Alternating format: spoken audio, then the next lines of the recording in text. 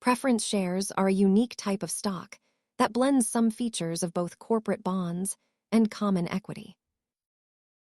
They are called preference shares because they get priority over common shareholders when it comes to dividends and company assets. These dividends are typically fixed, meaning investors have a clearer expectation of the cash flow they might receive. While you get priority for pay, you usually give up your right to vote on company decisions.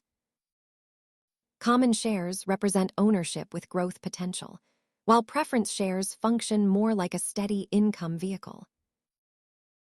In terms of risk, preference shares often sit somewhere between common equity and traditional corporate bonds.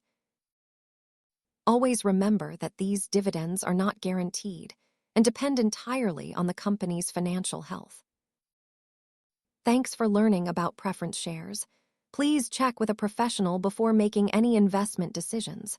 See you next time.